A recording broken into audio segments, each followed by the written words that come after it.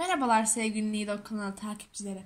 Bugün sizlerle birlikte BİM mağazalarına gelen Freesound Wireless Speaker yani kablosuz Bluetooth'lu hoparlörün tanıtımını sizlerle birlikte yapacağız arkadaşlar. İsterseniz birkaç özellikten bahsedelim. Şimdi birkaç özellikten sizlerle beraber bahsedelim.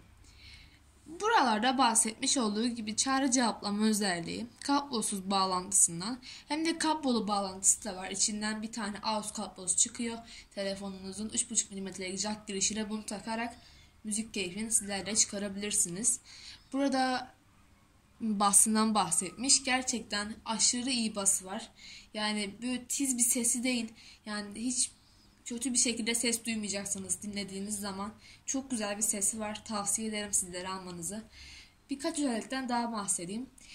Müziğe duyarlı led ışıkları var arkadaşlar. Buralarda da görmüş olduğunuz üzere bu renk ışıklar farklı renklere bürünebiliyor. Güzel renkleri var. 5 saate varan şarj edildikten sonra 5 saat müzik dinleme keyfi sunuyor sizlere. 1200 mAh'lik bir bataryası bulunuyor.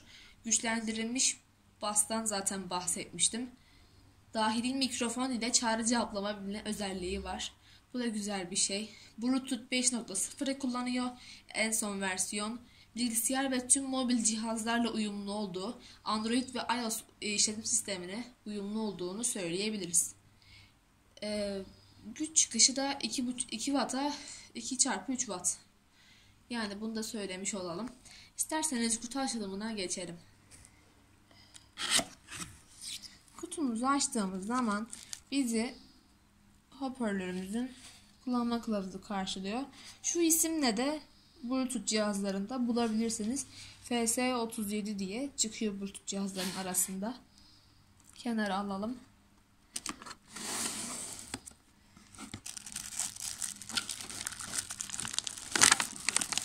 Hoparlörümüzün kendisi şurada. Şöyle kenara alalım. Şuradan çıkan 2 adet kablo. Biri şarj kablosu, biri de AUX kablosu. 3.5 mm'lik jack girişi olan bütün telefonlara girdiğini az önce de sizlerle birlikte söylemiştik. Bunu da bir kenara alıyoruz. Hoparlörümüzü şu şekilde getirelim. Bunlar da kablosu. Birazdan girişlerinden de bahsedeceğim sizlere. Poşetinden çıkaralım. Görmüş olduğunuz üzere çok güzel bir tasarımı var. Mavi renk seçeneklerini aldım ben. Siz isterseniz kırmızı renk seçeneğini de alabilirsiniz. Şuradaki tuşlardan bahsedecek olursak. Buradaki ses kısma tuşu bir kere bastığınızda bir önceki şarkıya geçebilme özelliğini sunuyor sizlere. Şurada şarkı dondurma tuşu. Bu da yine bir kere bastığınızda ileri şarkıya gidiyor. Uzun bastığınızda ses açabilme özelliği. Bu da mod tuşu. SD kart girişi olduğu için mod tuşu olduğunda değiştirebiliyorsunuz. Yani Bluetooth modundan çıkıp SD kart moduna giriyor. Burada çağrı cevaplama tuşu var. Telefon olduğundan anlarsınız zaten. Arka tarafını çevirecek olursak şurada gördüğünüz üzere USB girişi, yani bildiğiniz bir flash bellek olursa takabiliyorsunuz. Şurada şarj girişi var arkadaşlar. USB ile şarj oluyor. Şurada jack girişi var. Şu girişin, yani şu kablonun girdiği yer. Burada on off tuşu var. Burada da SD kart girişi var. Bu da çaldığı zaman titreyen bir yer. Yani aşırı titriyor. Çaldığında size göstereceğim birazdan. Şimdi isterseniz telefona bağlamayı gösterelim. Şimdi ilk önce Bluetooth cihazımızın on off tuşundan on moduna getirelim. Görmüş olduğunuz üzere sesi çok güzel. Şimdi Bluetooth cihazlarımızı aramak için açıyoruz.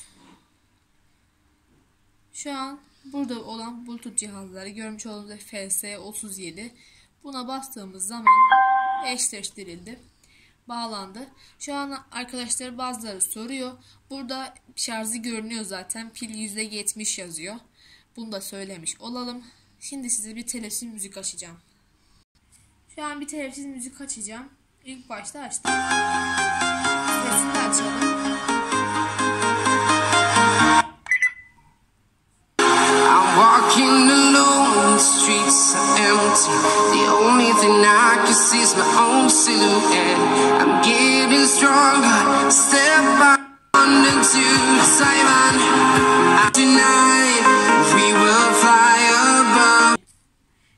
arkadaşlar. Sizlerle birlikte bir müzik açtık. Sesini sizlerle birlikte gördük. Daha önce aldığım hiçbir hoparlöre benzemiyor gerçekten. Çok güzel bir sesi var. Aşırı güzel bir bası var. Yani herkese tavsiye ederim. Beğenilmeyecek gibi değil arkadaşlar. Çok sevdim ben kendisini. Sizlere de tavsiye ederim. Kanalıma abone olmayı unutmayın. Like atmayı unutmayın. Hoşça kalın.